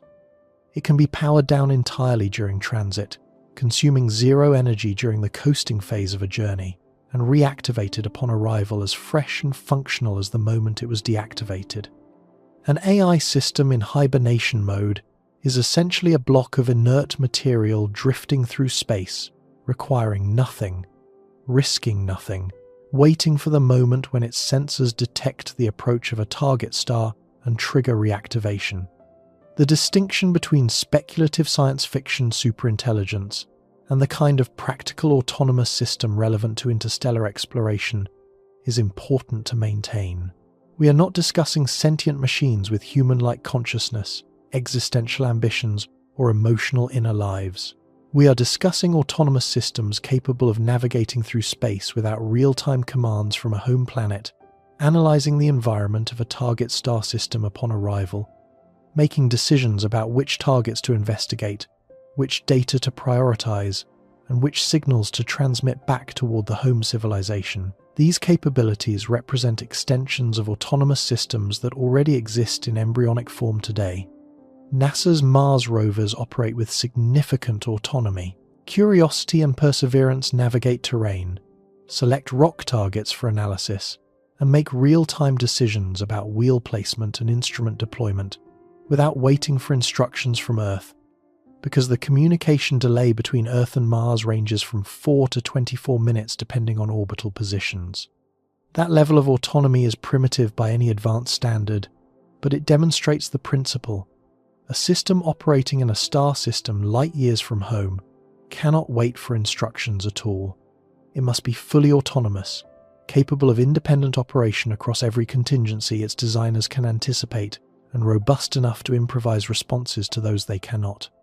Current trends in machine learning and autonomous systems, even extrapolated conservatively without assuming any revolutionary breakthroughs in artificial general intelligence, suggest that autonomous probes capable of interstellar mission profiles are not physically impossible. They require advances in computing, power systems, sensor technology, and decision-making software that lie well within the trajectory of current research. For a civilization with centuries or millennia of additional development time, such systems could represent mature, reliable, thoroughly tested technology deployed in vast numbers across the galaxy. An AI probe network offers a critical advantage over generation ships. It scales effortlessly. Building one generation ship is an enormous undertaking, requiring resources comparable to a small moon's worth of refined material. Building 1,000 is nearly inconceivable for a young civilization. But AI probes can be small, lightweight, and relatively inexpensive per unit. A civilization could launch thousands or millions of them, each targeted at a different star system, creating a wave of exploration that covers vast volumes of space simultaneously. The failure of any individual probe is irrelevant because the network compensates through sheer redundancy. Some probes will malfunction. Some will be destroyed by micrometeorite impacts or equipment degradation across millennia of transit.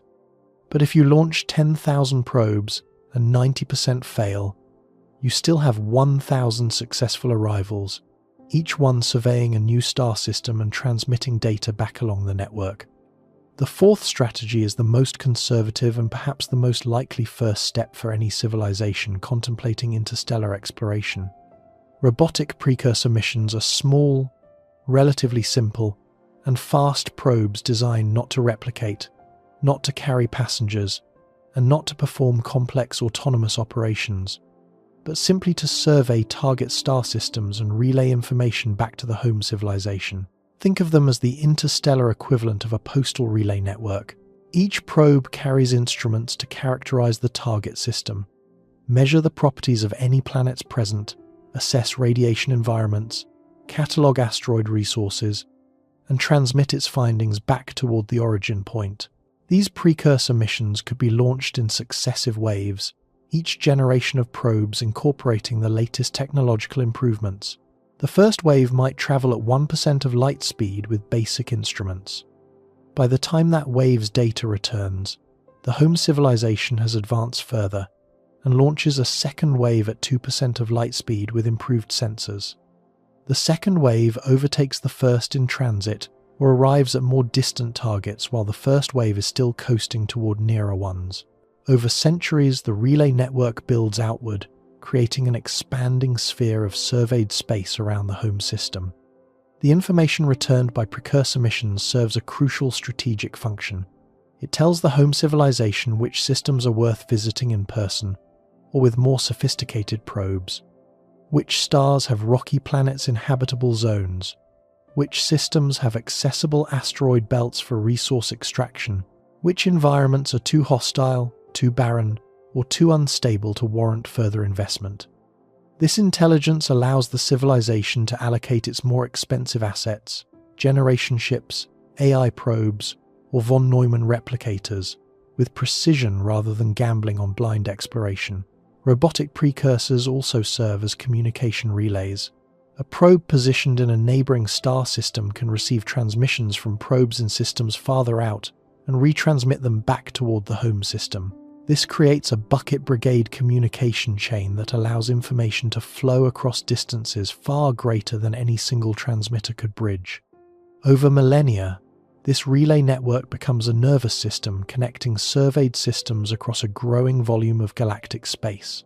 The beauty of robotic precursor missions is their simplicity. They do not require the massive infrastructure of a generation ship. They do not require the sophisticated self-replication capability of a von Neumann probe. They do not require the advanced autonomy of an AI explorer. They require only the ability to build a durable spacecraft, point it at a star, and give it instruments sensitive enough to characterize what it finds when it arrives.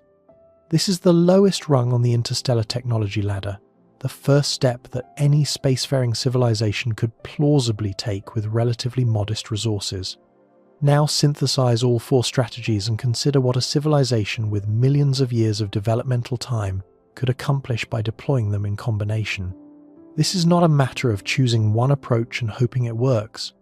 A sufficiently old and capable civilization could deploy all four simultaneously, each serving a distinct function within a unified exploration architecture. Robotic precursors go first.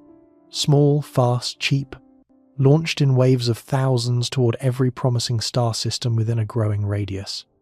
They survey, characterize, and report back, building a map of the galactic neighborhood that grows more detailed with each successive wave. This is the scouting phase. Von Neumann probes follow. Targeted at systems the precursors identified as resource-rich, these self-replicating machines establish mining and manufacturing infrastructure at each destination. They build copies of themselves and launch those copies onward, expanding the network exponentially. They also construct communication relay stations, power generation facilities, and raw material stockpiles that future arrivals can use. This is the infrastructure phase. AI-driven explorers come next. More sophisticated than the precursors, these autonomous systems conduct detailed scientific investigation of each system. They analyze planetary atmospheres, study geological activity, search for biosignatures, catalog resources with precision, and make independent decisions about which findings warrant priority communication back to the home civilization. They operate independently for centuries or millennia, maintaining the network and updating the galactic map continuously. This is the intelligence phase. Generation ships arrive last, if they arrive at all. Targeted only at systems the previous three phases have confirmed. As suitable for habitation, these massive vessels carry biological populations to worlds that have already been surveyed, mapped, and prepared. The colonists arrive not in unknown territory, but in systems where robotic infrastructure is already in place, where resources have been identified and stockpiled, where communication links back to the home civilization are established and operational. This is the settlement phase. Think of this four-phase architecture as a Swiss Army knife for galactic exploration. Each tool serves a specific purpose. Each compensates for the limitations of the others. Precursors lack the ability to build infrastructure, but von Neumann probes provide it. Von Neumann probes lack sophisticated analytical capability, but AI explorers supply it.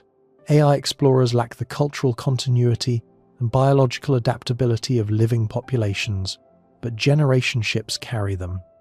No single strategy needs to be perfect. The system works because the strategies complement each other, and because the timescales involved allow for failure, iteration, and refinement across millions of years. And here is the critical point that ties everything back to the cosmic timeline we began with. None of these technologies demand a single discovery beyond our current understanding of how the universe works. Generation ships require closed-loop ecology and social engineering across centuries. Von Neumann probes require self-replicating machine technology. AI explorers require advanced autonomous systems. Robotic precursors require durable spacecraft with good instruments. Every item on that list is a problem of sophistication, scale, and patience. Difficult? Yes. Forbidden by the laws of nature? No. We, a civilization barely 2 centuries into the industrial age, can already identify these strategies, model their feasibility, calculate their expansion rates, and begin preliminary work on their component technologies. Breakthrough Starshot is designing laser-propelled probes. NASA is advancing autonomous navigation systems. Researchers are studying closed-loop life support for deep space habitats. The theoretical foundations for self-replicating machines were laid down over 70 years ago by one of the greatest mathematicians in history. If we can conceive these strategies in our technological infancy, then a civilization with a million-year head start has had time to move from conception to prototype to deployment to galactic-scale operation and back again, thousands of times over. A civilization with a billion-year head start has had time to refine these technologies through more iterations than we can meaningfully count. The engineering challenges that feel overwhelming to us might represent solved problems that an ancient civilization deployed so long ago that their probe networks have been operating autonomously for longer than complex life has existed. On Earth, the tools are defined. Not one of them asks the universe to bend its rules. The timescales of cosmic history accommodate their deployment with room to spare that dwarfs the entire existence of our species. The galaxy is navigable not through speed, but through redundancy, replication, autonomy, and the patient accumulation of infrastructure across deep cosmic time.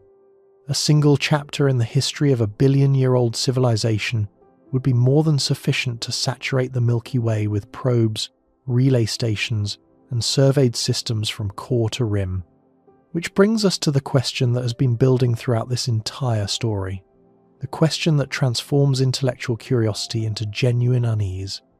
The question that physicists, astrobiologists, and philosophers have been debating since Enrico Fermi first asked it over a lunch table at Los Alamos in 1950. The universe is old enough. The planets are numerous enough. The distances are crossable. The technologies are conceivable. The timescales are sufficient by many orders of magnitude. Everything in the physics, the chemistry, the biology, and the engineering points toward the same conclusion. Interstellar travel by sublight probes or vessels, expanding outward from even a single origin point, could have filled the galaxy with evidence of intelligence many times over during the billions of years before Earth existed. So where is everybody? Why is the evidence locker empty? Why has the most sensitive detection equipment our species has ever built found nothing? No signals, no probes, no artifacts, no megastructures, no signatures of any kind, from any civilization, anywhere in our galaxy.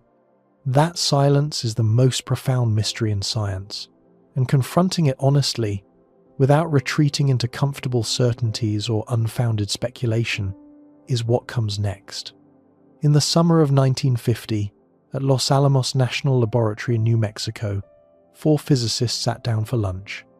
Enrico Fermi, Edward Teller, Herbert York, and Emil Konopinski had been discussing a recent New Yorker magazine cartoon depicting aliens carrying trash cans stolen from New York City streets. The conversation drifted from the cartoon to flying saucer reports that had been circulating in the popular press, and then naturally toward a more serious question. Given the age of the galaxy, the abundance of stars, and the apparent feasibility of interstellar travel even at sublight speeds, surely at least one advanced civilization should have visited or colonized the galaxy by now. The logic seemed airtight. The numbers pointed overwhelmingly toward contact, and yet the evidence was absent. In the middle of the conversation, without preamble or build-up, Fermi looked up from his lunch and asked the question that has haunted astrophysics ever since. Where is everybody? The question was casual in delivery and devastating in implication. Fermi was not asking whether aliens existed in the abstract philosophical sense. He was pointing out a specific mathematical contradiction. If civilizations arise with any reasonable frequency among the billions of habitable worlds in the galaxy, and if even one of those civilizations developed interstellar travel capability at any point during the galaxy's multi-billion-year history, the exponential logic of expansion should have filled the galaxy with evidence long ago. Probes in every system, signals saturating the electromagnetic spectrum, megastructures visible through telescopes, artifacts on planetary surfaces, something, anything. The math demands it. Yet the sky is silent. The solar system appears untouched. No artifact, no signal, no structure attributable to extraterrestrial intelligence has ever been confirmed by the scientific community. This contradiction between expectation and observation is the Fermi paradox, and it is not a minor puzzle to be filed away alongside other unsolved questions in astronomy. It strikes directly at the intersection of everything we have explored in this story. The ancient age of the universe suggests that civilizations had billions of years to emerge before us. The crossable distances and achievable speeds we calculated demonstrate that interstellar travel does not require physics beyond what we already understand. The technological strategies we explored show that biology is not a limiting factor when machines can carry the mission forward across millennia. Every thread of evidence and logic points toward a galaxy that should be teeming with the traces of intelligence. Every observation we have made points toward a galaxy that is, as far as we can tell, completely empty of such traces. That tension is not resolved. It is the central mystery of astrobiology, and anyone who claims to have a definitive answer is either overstating their case or not understanding the question. What we can do is examine the most scientifically grounded proposed resolutions and evaluate what each one implies about our place in the cosmos. None of these resolutions is confirmed. All of them are speculative to varying degrees, but each one illuminates a different facet of the paradox and forces us to confront different uncomfortable possibilities. The first and perhaps most sobering resolution is the rare Earth hypothesis. Proposed formally by geologist Peter Ward and astronomer Donald Brownlee in their 2000 publication of the same name, this hypothesis argues that while microbial life may be relatively common throughout the galaxy, complex multicellular life, and especially intelligent technological life, may be extraordinarily rare. The argument does not dispute that habitable zone planets exist in abundance.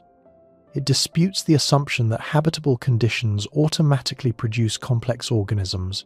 Earth's journey from the first single-celled organisms to a civilization capable of detecting exoplanets required an improbable sequence of events.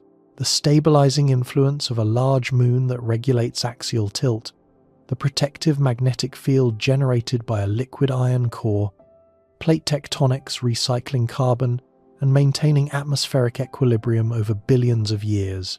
A gas giant positioned in the outer solar system deflecting cometary bombardment that might otherwise sterilize the inner planets.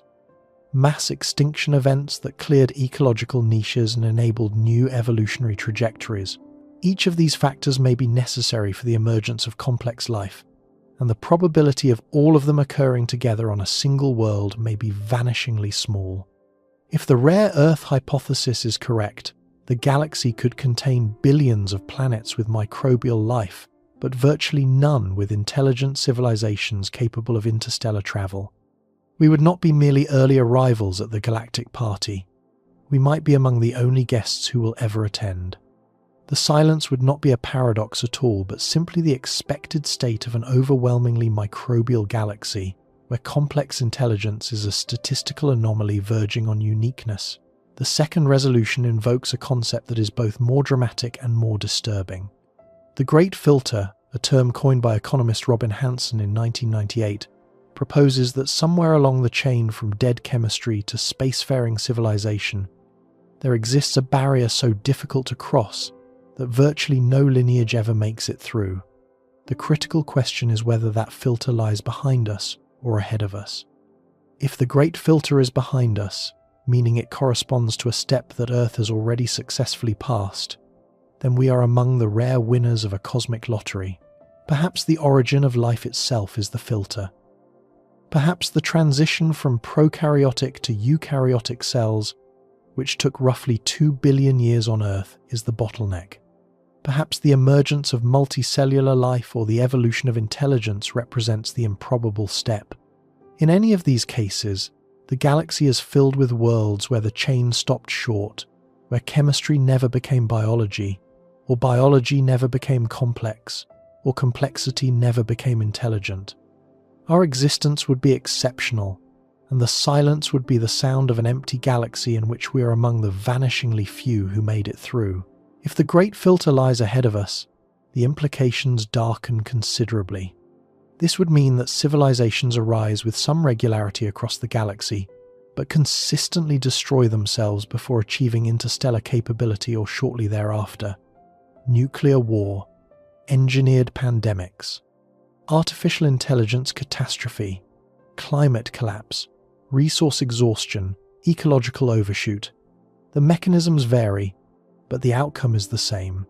Civilizations burn brightly for a few centuries or millennia, and then extinguish themselves before they can spread beyond their home system.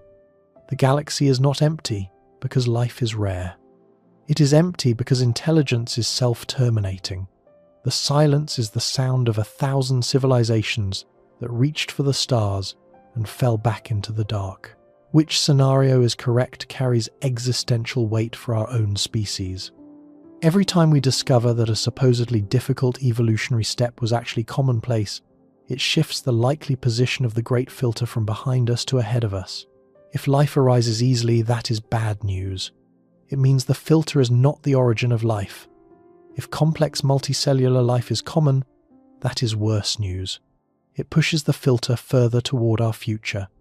The discovery of microbial life on Mars or Europa would be the worst news of all in this framework, because it would suggest that every step up to complex life is easy, meaning the filter that stops civilizations from filling the galaxy must lie somewhere in our future. The third category of resolutions does not argue that civilizations are rare or self-destructive. It argues that they exist, but choose not to expand, or at least not in ways we can detect.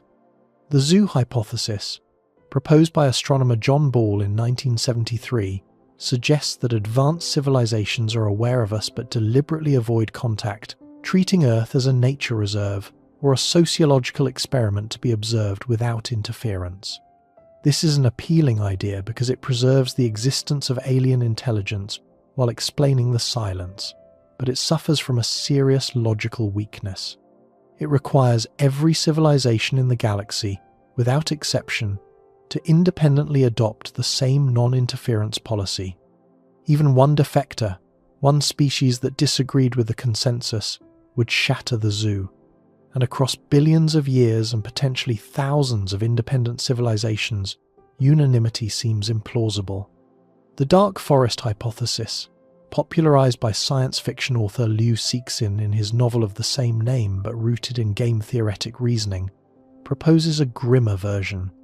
In a galaxy where civilizations cannot verify each other's intentions across interstellar distances, the safest strategy is to remain silent and hidden. Any civilization that reveals itself risks annihilation by a more powerful neighbor operating under the same logic. The galaxy becomes a dark forest full of armed hunters, each one silent, each one listening, each one ready to strike at the first sign of another presence.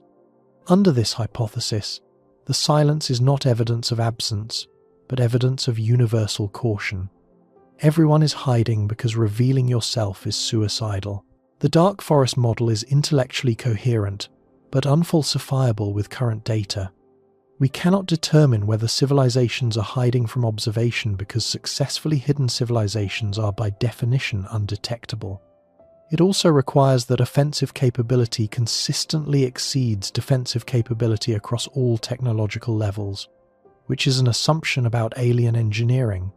We have no way to evaluate. A fourth resolution is less dramatic but potentially more scientifically significant. Perhaps the galaxy is partially explored or settled, but the distances and timescales involved mean that contact between settled regions and unsettled regions is simply unlikely during any given millennium. The Milky Way is 100,000 light-years across. Even with von Neumann probe networks expanding at a fraction of light speed, the galaxy is enormous. There could be pockets of civilizational activity scattered across the disk, separated by thousands of light-years of unsurveyed space, with exploration wavefronts that have not yet reached our neighborhood. We might be sitting in an unvisited region not because the galaxy is empty, but because the visitors have not arrived yet. Given the timescales involved, the difference between never arriving and not yet arriving is indistinguishable from our current vantage point. There is also a resolution that deserves serious consideration precisely because it challenges an assumption we rarely question. Perhaps evidence of extraterrestrial intelligence does exist within our solar system or within our detection range, but we have not recognized it because we do not know what to look for. A von Neumann probe that arrived in our solar system millions of years ago might be sitting on an asteroid or orbiting in the outer solar system in a dormant state, indistinguishable from a natural object without close physical examination. A signal transmitted at a frequency or using a modulation scheme outside our current detection parameters would pass through our instruments without triggering any alert. We assume we would recognize alien technology if we saw it, but this assumption rests on the belief that we can anticipate the engineering choices of a civilization potentially millions or billions of years more advanced than ours. That belief has no empirical foundation. This leads directly to the most important and most frequently overlooked dimension of the Fermi paradox: the scale of what we have actually searched versus the scale of what remains unsearched. And the numbers here are humbling in a way that reframes the entire conversation. The SETI program, the search for extraterrestrial intelligence, has been operating in various forms since Frank Drake conducted the first systematic radio search in 1960, Project Ozma, which targeted 2 nearby stars using a single radio frequency. In the 65 years since, SETI has expanded dramatically. Modern programs like the Breakthrough Listen initiative use sophisticated multi-channel receivers monitoring billions of frequencies simultaneously across thousands of target stars. The Allen Telescope Array, the Green Bank Telescope, the Parkes Radio Telescope, and other instruments have contributed to an accumulating dataset of radio and optical observations specifically designed to detect artificial signals. This sounds comprehensive. It is not even remotely. A frequently cited analogy in the SETI community compares the search effort to date with the task of determining whether Earth's oceans contain fish by scooping up a single cup of water and examining it. The volume of electromagnetic search space that SETI has actually sampled, accounting for the number of stars observed, the range of frequencies monitored, the sensitivity thresholds applied, and the fraction of observing time dedicated to each target, represents an almost infinitesimally small fraction of the total parameter space that would need to be covered for a comprehensive search. A 2018 study led by astronomer Jason Wright and colleagues at Penn State calculated the fraction of the galaxy's communication volume that SETI had effectively searched. Their conclusion was striking. After nearly 6 decades of searching, humanity had sampled the equivalent of a hot tub's worth of water from an ocean the size of Earth's combined seas. The search had been conducted with real instruments producing real data, but the coverage was so sparse that the absence of a detected signal carried almost no statistical weight. You cannot conclude that the ocean is empty of fish based on a single cup of water, and you cannot conclude that the galaxy is empty of signals based on 6 decades of narrow, intermittent, geographically limited searching. This framing transforms the Fermi paradox from a statement about alien absence into a statement about human limitations. We have not found evidence of extraterrestrial intelligence. That is a fact. But we have searched so little of the relevant parameter space that the absence of a detection is statistically meaningless. It would be extraordinary if we had found something, given how little we have looked. The paradox is real as a logical tension, but the evidentiary weight of our non-detection is far lighter than popular discussions typically acknowledge. Our own electromagnetic footprint illustrates the detection challenge from the opposite direction. Humanity has been broadcasting radio signals into space for roughly 120 years, since Marconi's first experiments in the early 1900s. Those signals expand outward at the speed of light, forming a thin shell of detectable radiation centered on Earth. That shell currently has a radius of approximately 120 light-years. It encompasses roughly the nearest several 100,000 stars.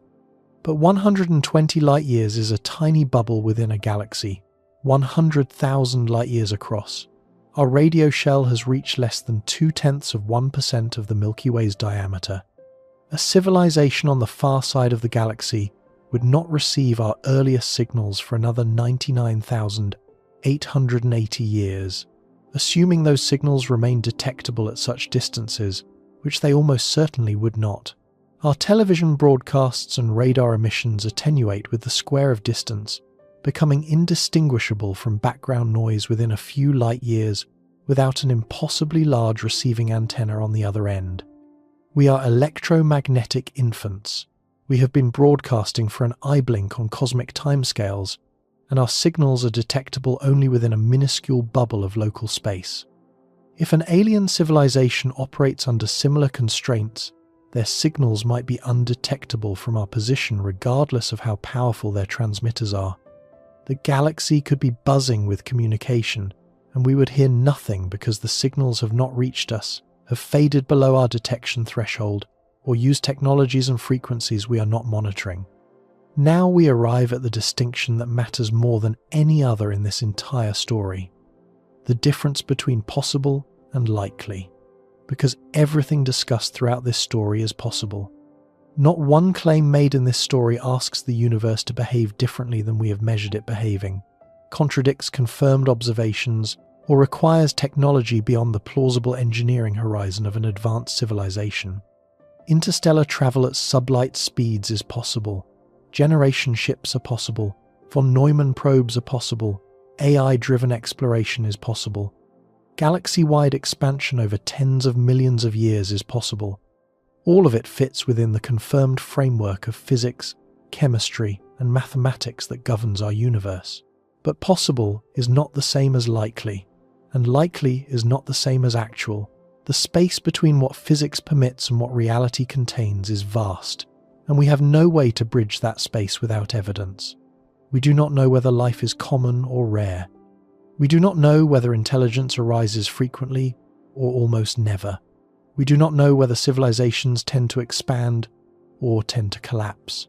We do not know whether the galaxy contains 1 million species of intelligent life or exactly one. Every number in the probability chain, from the fraction of habitable planets that develop life to the fraction of civilizations that survive long enough to build interstellar probes, remains unmeasured. We are estimating the probability of a chain of events for which we possess exactly one data point, ourselves, and a sample size of 1 supports essentially any conclusion you want to draw. This is not a failure of science. It is the honest position of science given the current state of evidence. We know the universe is old. We know habitable planets are common. We know sublight interstellar travel is permitted by physics. We know that technologies for long-duration space exploration exist in well-defined conceptual form. We know that the timescales of the universe are sufficient for slow probes to have crossed the galaxy many times over, and we know that despite all of this, we have detected nothing. Both of the competing conclusions remain equally valid in the absence of further data. Conclusion 1. Civilizations are so rare, or so consistently self-destructive, or so disinclined to expand, that none has ever launched a probe in our direction and the galaxy is effectively empty of interstellar travelers. Conclusion 2. Civilizations have launched probes or vessels, some of them potentially millions of years ago, and those travelers are out there in the void right now, drifting between stars at a fraction of light speed, following trajectories set in motion before our species existed, approaching destinations they may not reach for centuries or millennia yet to come. We cannot distinguish between these conclusions with the tools and data we currently possess. Anyone who tells you with certainty that aliens are coming is not doing science. Anyone who tells you with certainty that they are not is making the same mistake in the opposite direction. The honest answer, the scientifically rigorous answer, is that we do not know. We lack the evidence to resolve the question. And that uncertainty, that genuine not knowing, is the most important thing to sit with as this story reaches its conclusion. Because uncertainty is not emptiness. It is loaded. It carries the full weight of everything we have discussed. The 13.8 billion years of cosmic time that preceded our arrival. The billions of habitable worlds orbiting stars far older than our Sun. The finite crossable distances between neighbouring star systems. The propulsion concepts that require no new physics. The self-replicating machines. The AI explorers. The generation ships. The robotic precursors that could carry intelligence across the void without requiring biological survival. The mathematical models showing that a single civilization could saturate the galaxy with probes within a time frame that is negligible compared to the age of the Milky Way. All of this sits inside the uncertainty. All of it is real, confirmed, grounded in observation and calculation. The only missing piece is the one piece that matters most. Has anyone ever actually done it? Imagine standing alone in a vast dark room. You hold a single candle. Its light reaches perhaps 10 feet in every direction, revealing bare floor, empty air, silence.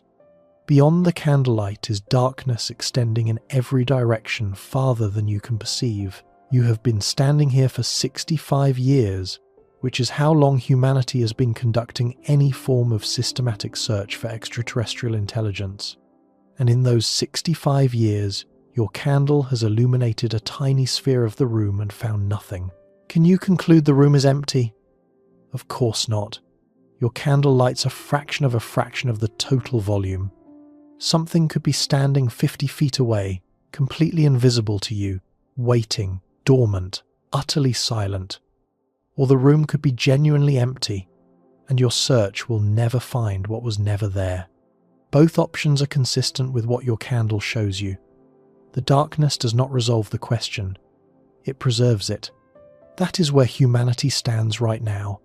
Our instruments are the candle, the galaxy is the room, and the darkness is not an answer.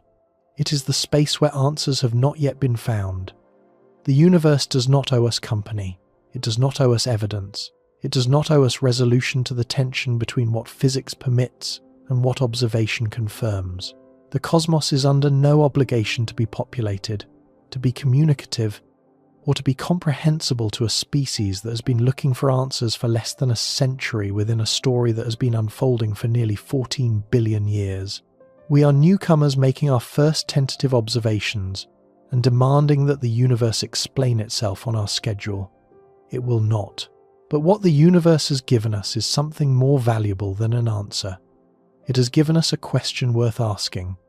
A question that is grounded not in fantasy or wishful thinking, but in the confirmed realities of astrophysics, planetary science, and engineering. The universe is old enough for slow travelers to have crossed it many times. The galaxy contains enough habitable worlds to provide both origins and destinations in staggering abundance. The technologies for interstellar travel at sublight speeds exist in theoretical form and violate no known physical law. The timescales required for galaxy-wide exploration are trivially short compared to the age of the cosmos. Something could be on its way. A von Neumann probe launched by a civilization that flourished and faded 100 million years ago, still drifting on its original trajectory, still carrying its replication instructions, still following its programming across the silent void between stars. An AI explorer, powered down, coasting through interstellar space at 3% of light speed, its sensors dormant, its mission clock ticking toward a reactivation date still centuries in the future. A generation ship, its original builders long dead, its current inhabitants, the 50th generation of a culture that has forgotten what the origin world looked like, approaching a star system that their ancestors selected from a catalogue compiled before Earth's dinosaurs went extinct, or nothing could be on its way. Every civilization that ever arose could have destroyed itself before reaching the stars. Life could be so rare that we are functionally alone in the Milky Way. The Great Filter could be behind us, making our existence a cosmic miracle. The galaxy could be exactly as empty as it appears, and the silence could be the simple, stark truth of a universe where intelligence is an accident that almost never happens and never persists. Both of these possibilities are real. Both are consistent with everything we know. Both deserve to be held simultaneously, without collapsing into premature certainty in either direction. The intellectual tension between them is not a flaw in our understanding. It is the most honest reflection of where our understanding currently stands. The cosmos is old enough and vast enough to accommodate travelers we have never detected. It is also cold enough and silent enough to suggest that perhaps no traveler has ever set out. We sit at the intersection of these two truths, a young species on a small planet, holding our single candle in a very dark room, listening to a silence that could mean anything. Somewhere out there, beyond the reach of our telescopes, beyond the thin shell of our radio transmissions, beyond the small sphere of space our instruments have surveyed in 6 decades of searching, the galaxy continues. 400 billion stars burn steadily in the dark. Tens of billions of rocky planets orbit in habitable zones, some of them billions of years older than Earth. The distances between those worlds are vast but finite. The travel times are long but achievable. The technologies are demanding but physically permitted. The question is not whether the journey is possible.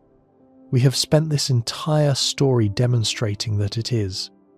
The question is whether anyone has ever begun it, and to that question, we have no answer. Only the silence, only the scale, only the profound, unresolved tension of a universe that seems built to accommodate travelers but has not yet shown us a single one. That silence is not the end of the story. It is the beginning. It is the reason we build bigger telescopes, develop more sensitive detectors, launch missions to survey nearby exoplanets, and continue the search that began with Frank Drake pointing a radio telescope at 2 stars in 1960. Every improvement in our instruments slightly enlarges the candle's glow. Every new exoplanet discovered adds another dot to the map.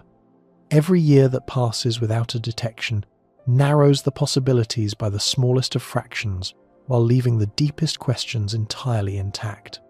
We are looking, we are listening, and the universe, ancient and vast and patient beyond all human comprehension, keeps its counsel. For now.